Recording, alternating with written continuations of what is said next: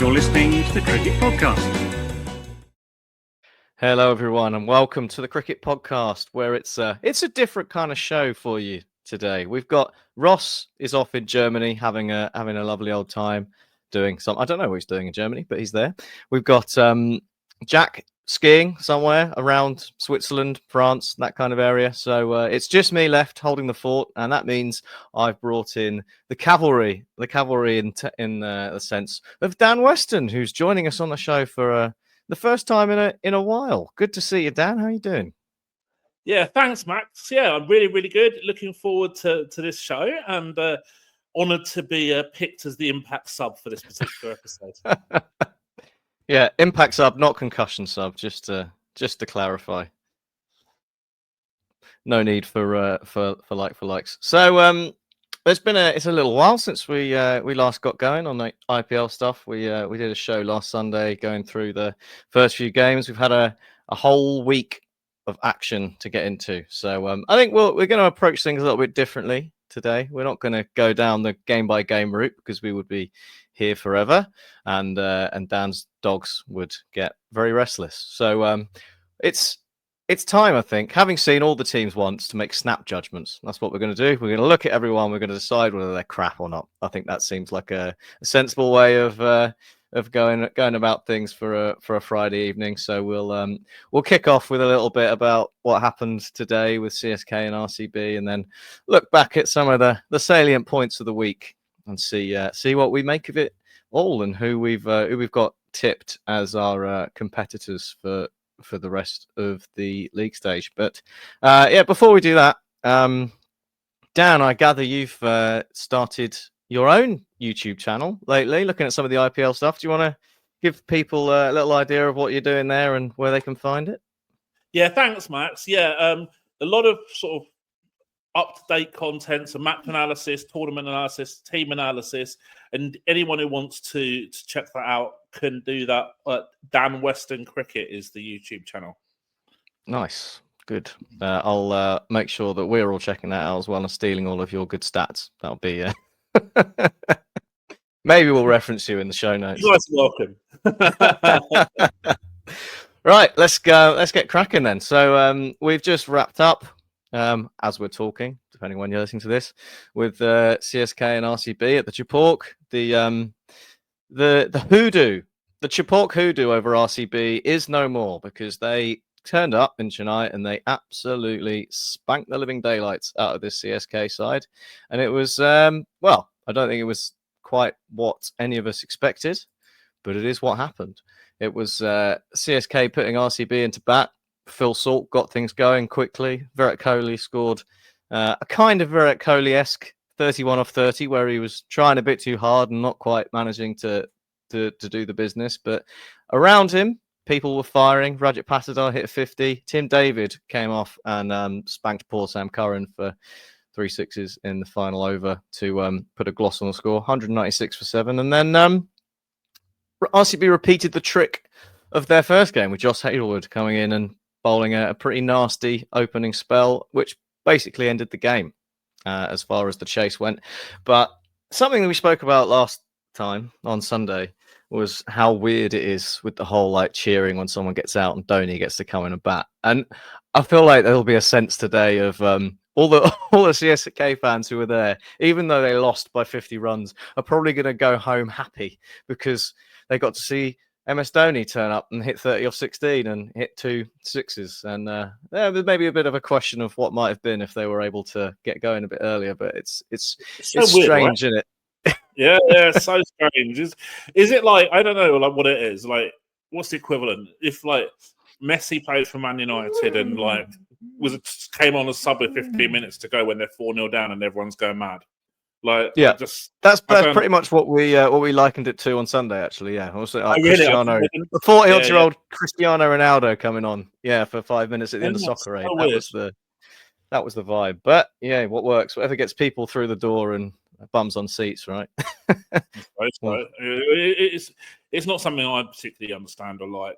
Just for me, if I'm supporting a team, I'm supporting them the result, and I want them to win the game. I'm not interested in individual players, and ultimately, I think his his entry point was just far too late, obviously, today to have any impact on the game. And it kind of felt like they were pushing for net run rate, even when Dubé and Ravindra were batting together. They were just working it around and playing a lot of what I call like low risk shots, because the shots which don't have high upside, they're not really boundary options.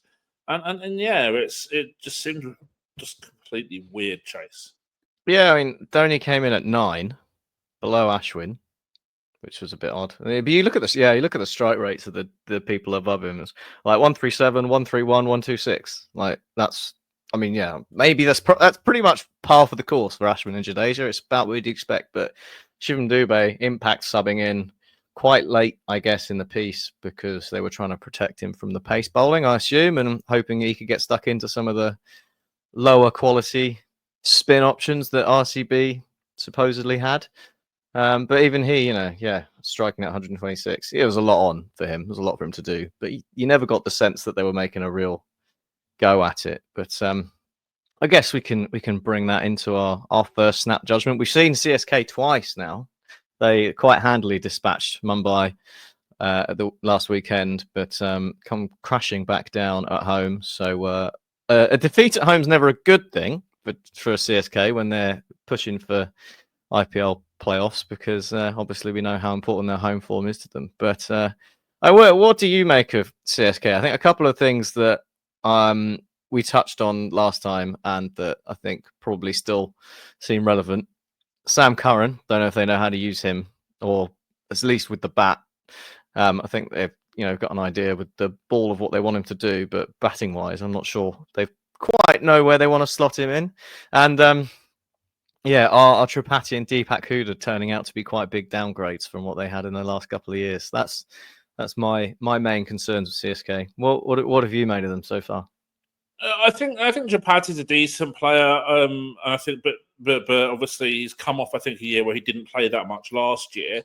Deepak Huda completely baffles me. I saw something on Twitter. I think he's got the lowest batting average for anyone who's played like 100 IPL innings or something like that, which is quite something.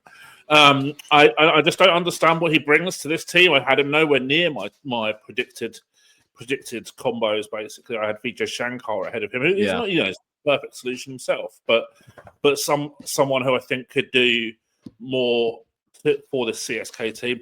Curran, as you say, I mean, I don't think he's a top order batter or middle order batter at this level. I mean, when he plays in England, he actually hits like a decent boundary percentage, and then he comes to the IPL and he looks like he struggles to get it off the square sometimes, which is weird. I thought he bowled okay in the first couple of overs, obviously before he got hit by Tim David at the back end. But I thought he bowled okay, varied his pace quite a lot, and it wasn't bad. Can Jamie Overton be brought in for him? Would be a question mark potentially in terms of extra power with the bat. Although I don't necessarily think he adds anything over Sam Curran with the ball. Yeah, no, it's an interesting point. I almost already forgot that Jamie Overton was there, to be honest. But it does give them a bit more, a bit more firepower at the back end. And if you're not really getting anything out of Sam Curran, maybe not a bad idea. And yeah, I don't think Deepak Huda is long for this world in a CSK shirt for the rest of the season, as far as I can tell. But Tripathi opening is weird to me. I think bat at 3 at SRH most of the time, and Gaikwad's obviously been quite comfortable opening in the last few years and done a really good job. So it feels a bit odd that they've tinkered with that, and I don't think it's had a good impact on Gaikwad either. So I wonder what the thinking is there. Weird. No, so maybe they'll go back to it. But yeah, terminal today, that loss for CSK, or it'll just be the normal. Add a couple of extra wins to what you think they'll do. The VAT on CSK's percentage, absolutely. They seem to just find a way to get it done. They always have a few of these games where they just don't look at the races and then manage to sort of salvage a not completely disastrous net run rate defeat with a few runs from Dhoni at the back end. It's not terminal, but it certainly hasn't given me any confidence that they can sort of dispute what I've said previously about their inability to post or chase big scores. I think that again was shown in abundance today. That issue. Yeah, certainly looks like chasing big scores is going to be the order of the year once more as well. So maybe it's time for CSK to move with the times. Get with it, lads. It's all about 250 plus now. You're living in the dark ages. Get a move on. RCB though, new favourites. What do you reckon? I think they've still got a bit to prove for me, to be honest with you. Look, yeah, obviously they've won two out of two, and they're going to be delighted with that start. And they've already picked up a decent net run rate as well, which will definitely help them. You know, they might even scrape into qualification with 5 wins from 12. 6 wins from 12 would almost certainly do it for them. So they'll be delighted with their start. I think they've still got some improvement to do. I think that their bowling attack over these 2 games has definitely outperformed the sum of its parts so far, and that for me would be a slight worry if I was them in terms of the mean reversion for that bowling group. But I mean, look, they look okay. I thought Phil Salt was excellent when up top before he was stumped. Very, very close stumping, actually. Good bit of work. From Dhoni. Yeah, lightning reactions. And I know there was a bit of debate on Twitter as to whether it was out or not. I thought it was as clear as day. That pretty out to me. Yeah. I'm a CSK fan, though, so. Yeah. Patstar looks good. Livy will get runs sooner or later. Kohli looked a bit at sea against the left arm pace today. I don't know what you thought there with that, Max, against Khalil and Sam Curran, but they look okay with the bat. Bowling wise, I think they've definitely outperformed so far. And I mean, Hazelwood's been absolutely immense so far in this, and let's see if he can do that consistently throughout. Yeah, I think that's it's been similar, isn't it? Blueprint for RCB in both the games they've won. It's been pretty much done with the power play bowling, and I guess that's made up for the fact that possibly their middle overs are a little bit dicey, or could be a little bit dicey. I mean, Shreyas Sharma could be expensive. Like he did reasonably well today, but the game was kind of over, right? Livingston, same. Krunal Pandya took a bit of tap towards the end, but so I think if you come up in a game where you don't nick those early wickets, or Boovy comes down with an injury, or Josh Hazelwood's injured and you lost one of those options, then there's probably a little bit of an underbelly that RCB. That certainly means that we won't be. I don't think there'll be like an all-conquering side, but I think it's definitely promising. I think the thing that I kind of like about this RCB side is that you at least know how it's supposed to work, I think. And there are some teams that we will get to very soon, I think, where you have absolutely no idea how it's supposed to work. So that's could it be the year? Could it be the year of RCB? Is it going to happen? We never know. Maybe. Was it 18 years now? Yeah. 18 years. No titles. Could happen. Right. That is today's game done. That's the recency bias out of the way. So we've had 4 other games this week. Lucknow have featured twice in a pretty impressive dismantling of Sunrisers Hyderabad, and an absolutely bonkers game against Delhi Capitals on Monday. I don't know how much of that you caught, but it gave rise to a Guardian article that I read the other day about someone sort of not being that enamored with the IPL and then walking to the pub and it being on the last over, and suddenly everyone in the pub was fully engaged with whether or not Ashutosh Sharma was gonna get the winning runs at the end. I mean, we got to talk about this because it was crazy, and LSG are a crazy team. I don't know what's going on there, and so we'll talk about it, I guess. I mean, very, very briefly for anyone who's been living under a rock and didn't see this game, Lucknow put on 209 for 8 with Mitch Marsh and Nicholas Puran smacking it about to all parts, and then everything sort of fell in a heap, and it ended up being probably the most underwhelming 209 you'll ever see in a game of T20 cricket. Like, it's not often you get 200 and leave a bunch out there, but that is kind of what happened. And then Delhi absolutely fell on their face in reply. They were 2 for 2, 7 for 3. At which point I went to go and check the odds because like I'm back in Delhi. It was only 5 to 1, so I was like, I don't like that. Yeah, I'm not risking that one. I was hoping closer to, but yeah, a number a little bit higher for me to have a flutter on that. But yeah, should have done it because things got weird. Ashutosh Sharma, 66 of 31, and a man called Vippy, goes by the name of Vippy on his shirt, 39 off 15 at the end. Mohit Sharma surviving an LBW review, the first ball he faced in the last over, just about managing to rotate the strike for Ashutosh Sharma to then biff it down the ground for 6 to finish things off with 3 balls to spare and 1 wicket. It was bananas, and it was huge for Delhi because I think like this was a game where we thought if Delhi were going to have any hope of challenging for playoff places, they would need to win against an LSG side that we thought were fairly bad, especially with half of their bowling attack injured. But you know, Lucknow gave a pretty good account of themselves with the ball. Shardul with the 2 wickets early up, and then they did the same against Sunrisers yesterday. They took early power play wickets and they kept taking wickets, and they stopped Sunrisers from getting to anything really near the score that we thought would be par. Bearing in mind, everyone before the game was talking about how this is the moment that 300 comes up because Lucknow don't have any bowling. Yeah, I mean, I don't know where to start. What do you make of this Lucknow side? Where did you have them like post auction before anything got underway? Because like when we were doing the previews, we looked at them and we were like, this lot are dreadful. Like their batting's not bad, but this bowling attack is one of the worst around, especially when you consider the fact that they were starting without even Avesh Khan, who came back into Sunrisers. I mean, were we being unfair? Where did you land to start with? Yeah, I mean, I look at their squad and I think it's one of the worst ever squads in the IPL. But that doesn't mean that they can't win matches because they've got Nicky P in their team and he's arguably the best batter in the whole tournament. And I just worry about his back because he's going to have to be doing so much heavy lifting for this team.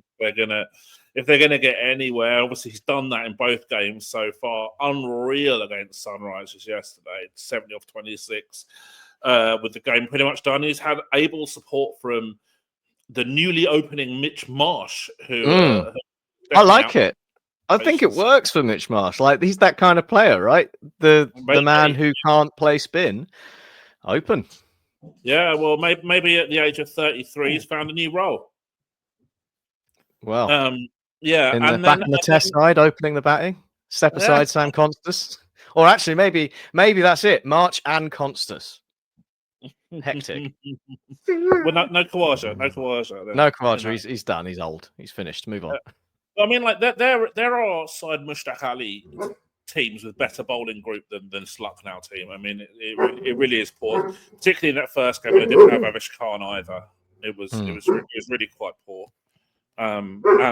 Yeah, I just don't see how they're going to win enough games unless Parad has like 700 run season at like 170 strike. Yeah, it's it doesn't feel like a repeatable method of playing cricket, does it? Relying on one man to go absolutely ballistic and hope that you've got enough runs that the other team don't notice that you've got a guy called Digvesh doing a really bad impression of Sunil Narayan and quite a lot of the time getting it wrong. But I mean, yeah, it's bonkers. They won, but like we always say, T20 cricket is a high variance game, and even if Sunrisers look like one of the better sides, and Lucknow comfortably look like the worst side, hey, it's a game of cricket. Weird things happen. Heinrich Klaassen can smack a ball back at a bowler who can then drop it onto his own stumps from 10 yards to the left of the strip. And then, instead of getting 230, you're getting 190. And, these kinds of weird things happen in cricket. And I think we all just need to take a step back and be like, yeah, look, this probably isn't going to happen very often, but enjoy it while it lasts. Lucknow fans, if there are any of you and you exist, because I've never met one, and it's not. Yeah, I mean, it's not going to happen all the time, but it was funny, and fair play to Nicky P and Mitch the Bison for their efforts. And we can't, of course, finish talking about Lucknow without addressing the elephant in the room, because we love a redemption arc on this podcast, and the redemption arc of Shardul Thakur is probably the steepest redemption arc you will ever see, going from not being picked up in the auction to not turning up for Essex in county cricket because he's been dragged to come and represent Lucknow. Is he back? Was he ever a thing to be back? He was never gone. He was never gone. The Lord's 6 wickets so far in the tournament. I think only Nor's got more wickets. Correct. Yeah. County Championship's loss is the IPL's gain.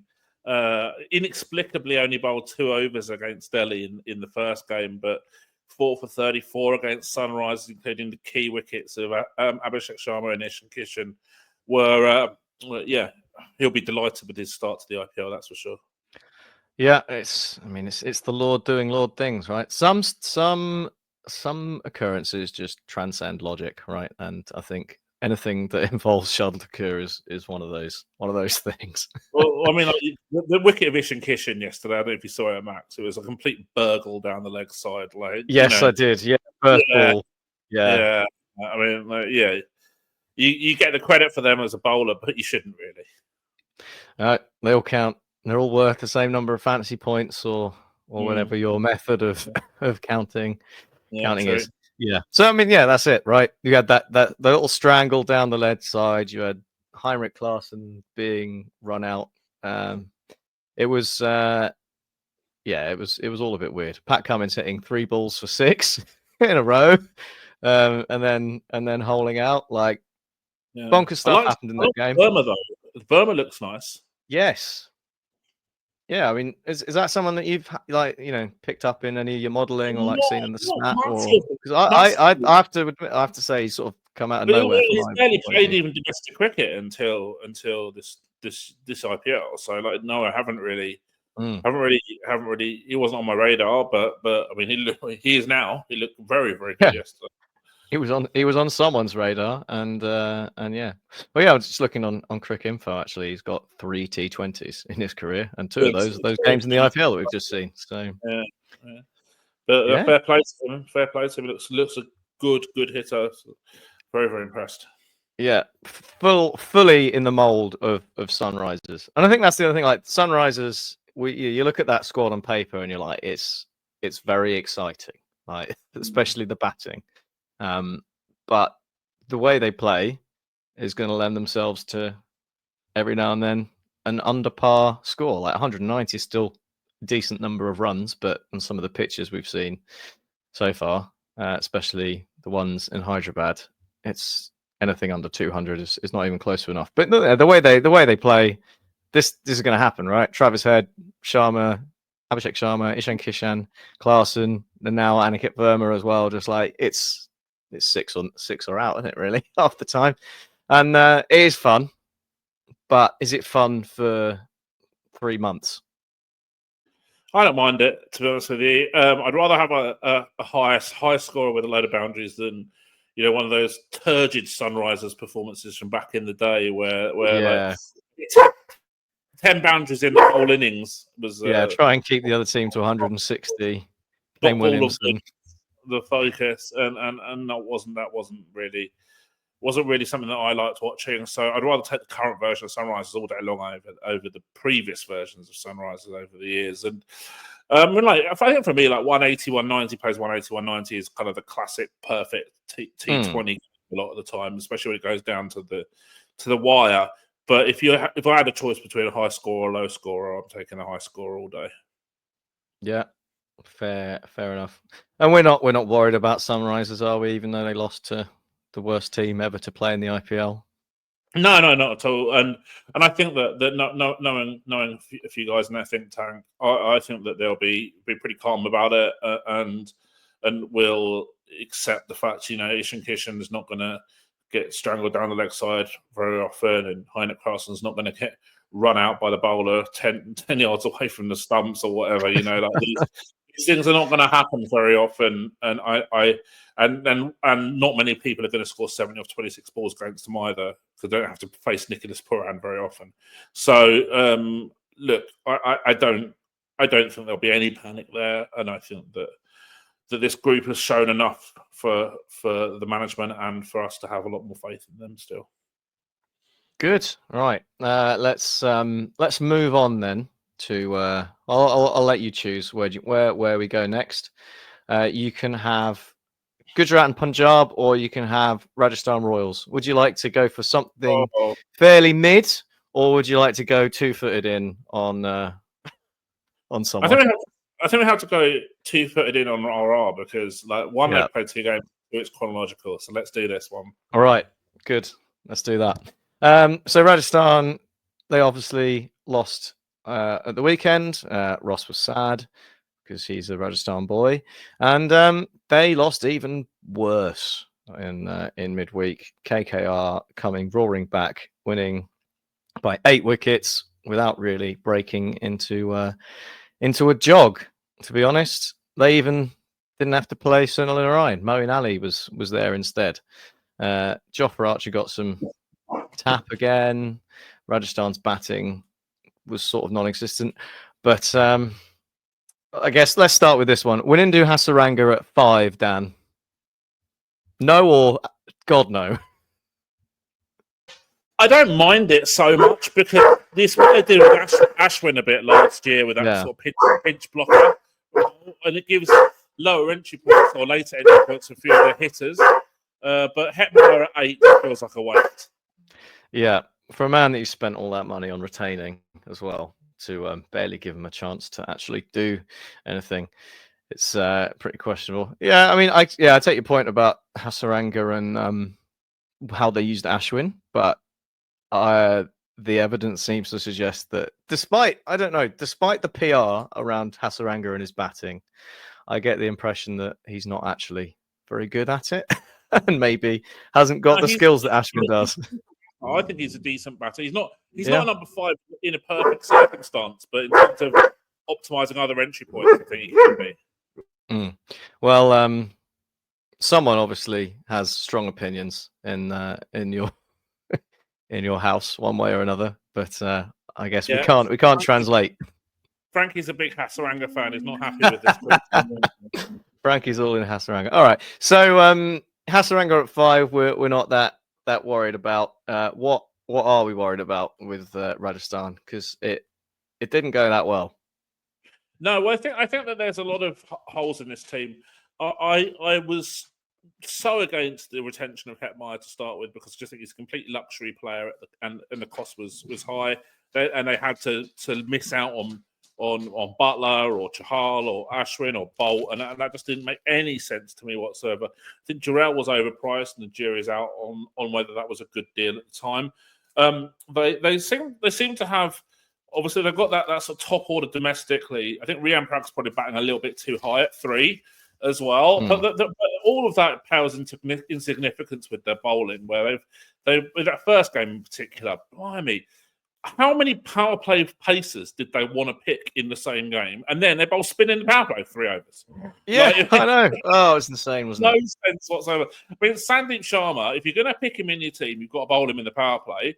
And he comes on over 7. It was absolutely bonkers. And I don't understand how a think tank, which has been pretty smart over the last cycle, is got themselves into that position, really, with their match planning and over distribution. It doesn't make any sense really whatsoever at all. And I think that it's compounded a little bit by Jofra Archer having a tough start to the tournament as well.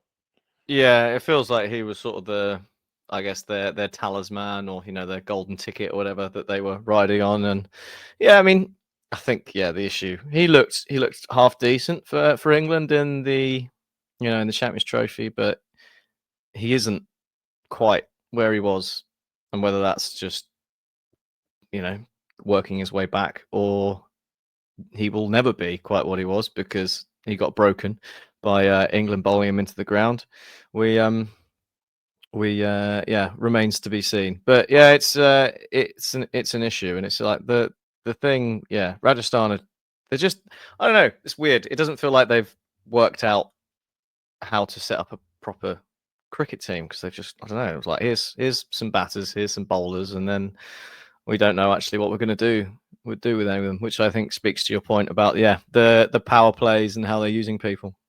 Absolutely, yeah. So I just don't understand how you got the auction was really early this year, so it was like 4 months ago, and you got 4 months to plan, and how you end up with doing that in the first game, and even in the second game, what they've done, it was just makes no sense whatsoever, really. And I think, unfortunately, someone somewhere is getting paid a lot of money to make bad decisions. Hey, it's not the first time, and it won't be the last. Absolutely. Right, yeah. Rajasthan, they've not looked good. I mean, are they done? Are they finished? Well, they've got a terrible net run rate already, and they might have to win 9 out of the last 12 to qualify.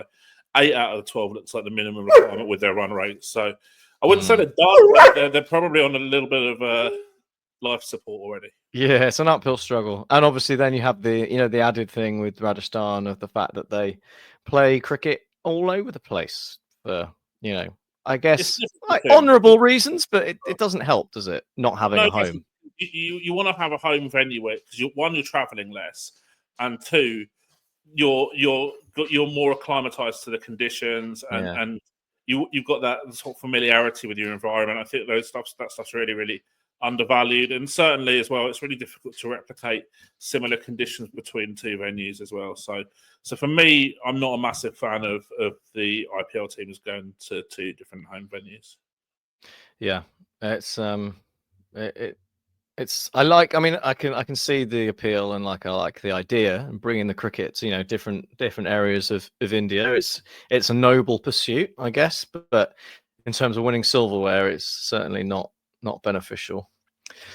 Now, what's the equivalent of football? It'd be like Man United playing games at Wembley or something as well. Some of the games at or I don't know, like going to an overseas territory or something. Don't give them ideas. Jersey for a bit.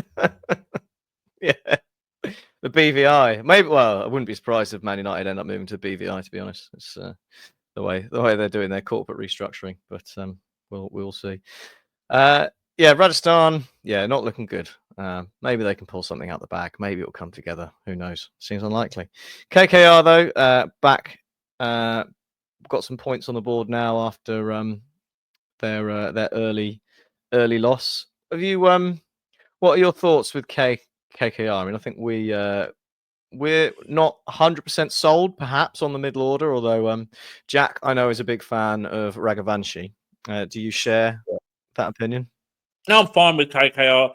Obviously, first game they lost, but Rinku, Russell, and Ramandeep, I mean, they'll never combine to play that as type of innings probably throughout the whole season. So I'm not too worried about those their sort of finishing or middle order.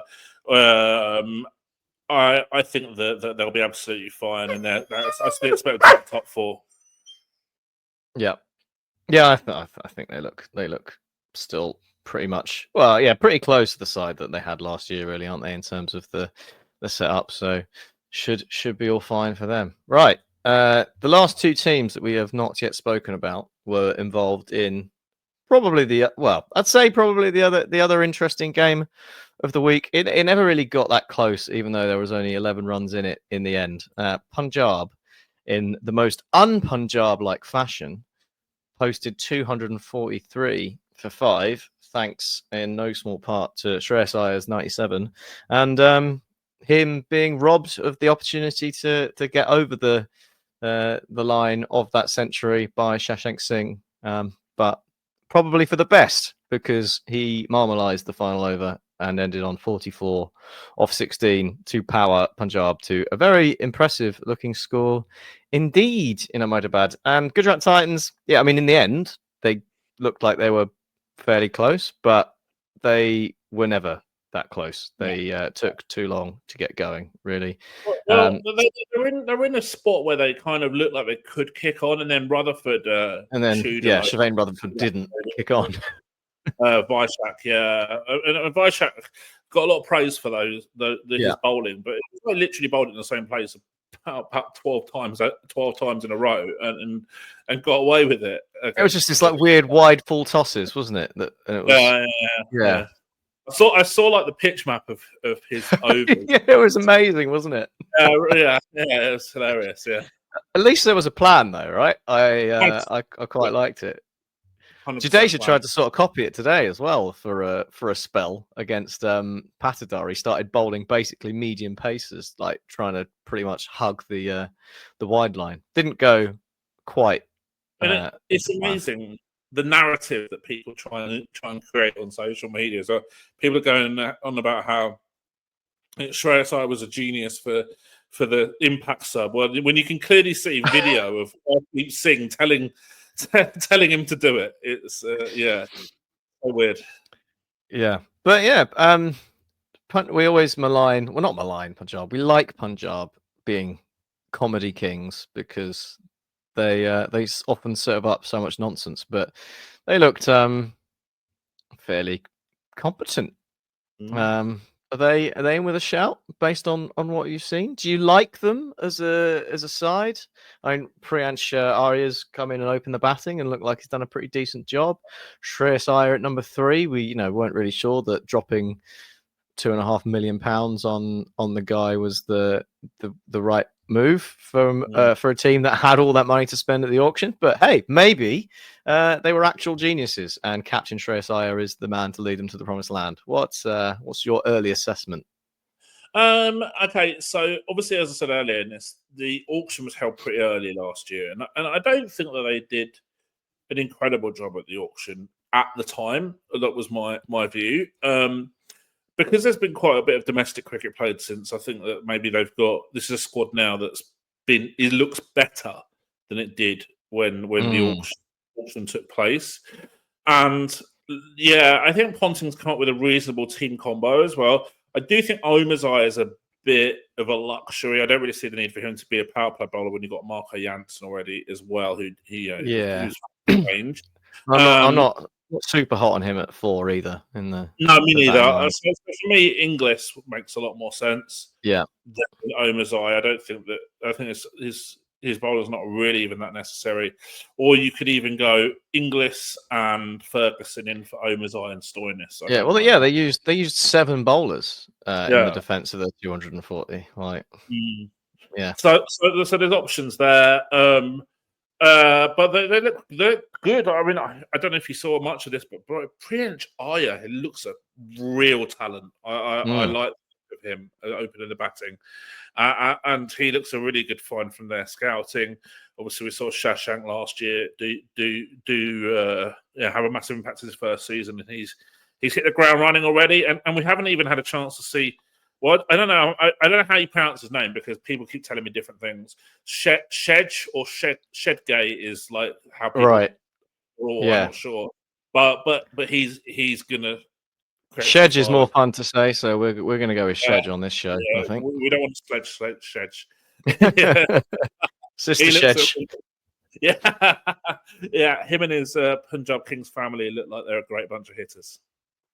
Yeah, I think like more generally, we've seen Iyer, we've got Raghavanshi and Aniket Verma we were talking about earlier. I think there's quite an exciting few guys coming through in the India T20 scene who got a bit of 6 hitting power that maybe the kind of thing that the India side has been criticised a little bit for in maybe the last 10 years or so with white ball cricket, playing the old fashioned version of white ball cricket. And I think we're definitely seeing that switch now. And it looks like these guys coming through are sort of, I don't know, are they evidence of that? Or are we just, I don't know, am I making up a narrative that isn't there?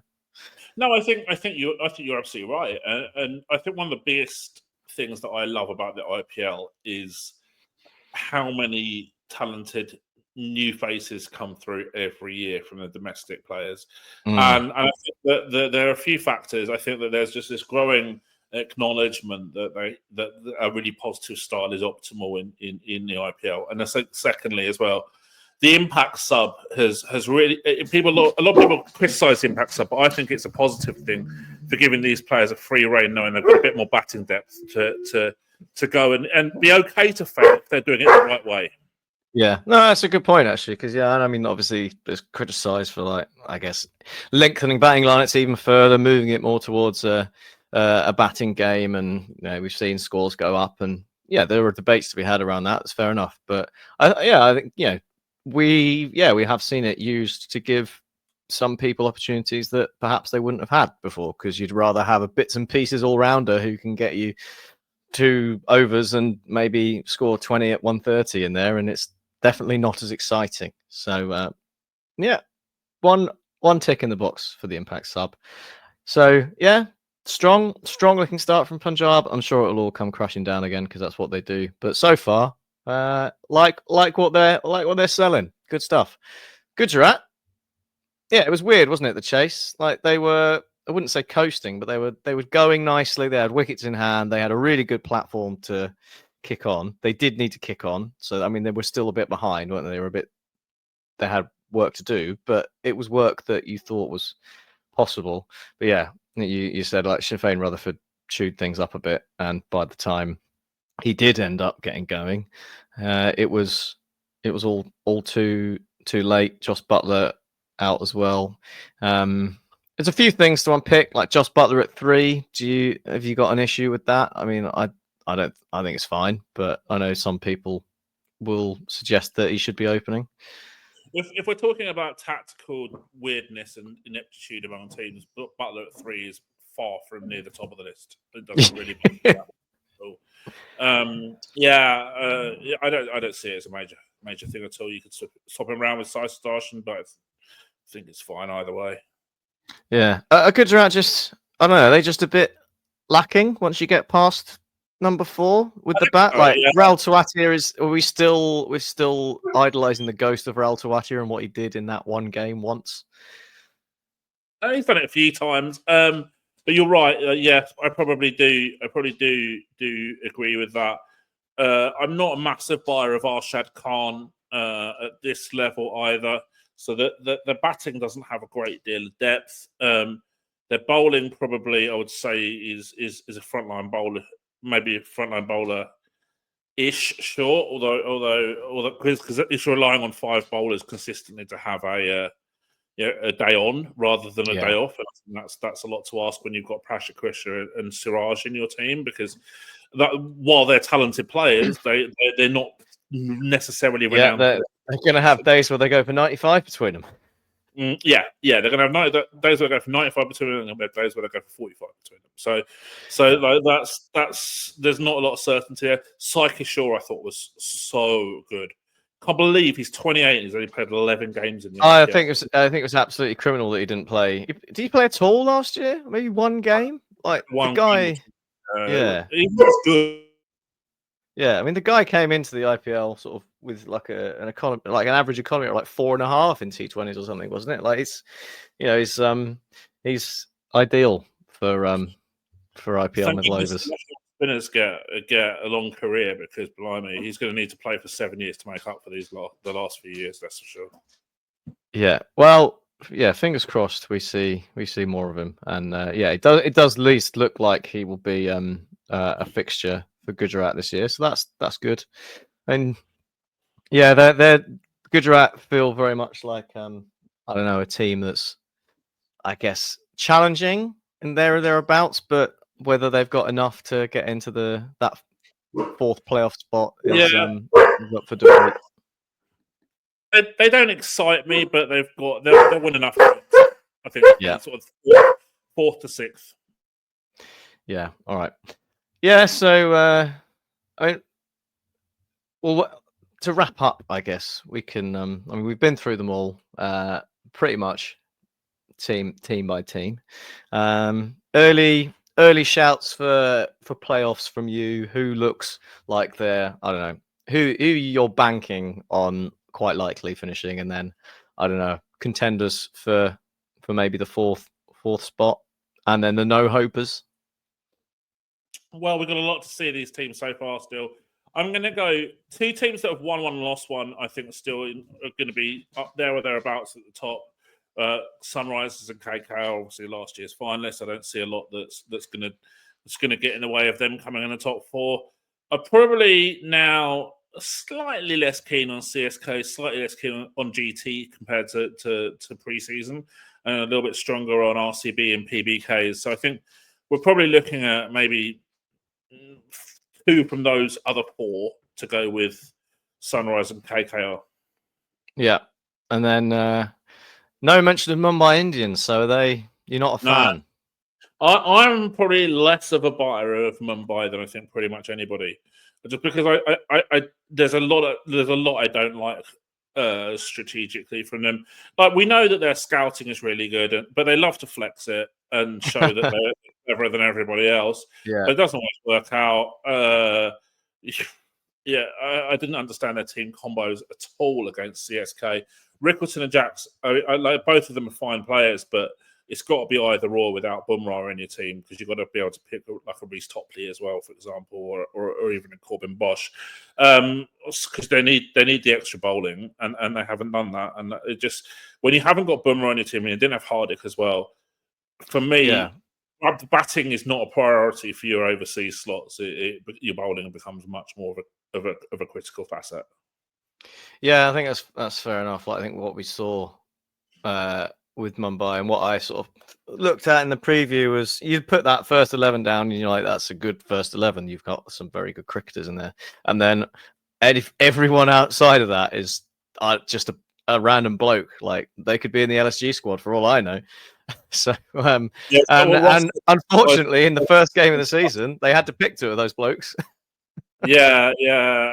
And even players like Robin Mintz and Namandir have got, I think, a lot still to prove at this level as well right now, as in terms of current ability, discarding potential. So actually, it's almost like they've got 7 players who are far above the league average, or around or far above, and then you've got 3 or 4 guys who, probably have got a lot to prove still, and that's an issue for me, because this is a team that tends to struggle at the start of the season, and they've obviously gone 0 from 1 pretty comprehensively so far, and look like they've got all manner of issues with their team combos and how they're going to structure up. Obviously, Hardik's going to come in. I guess he's going to come in for Raju in this next game, but there's other things that they could do as well, definitely.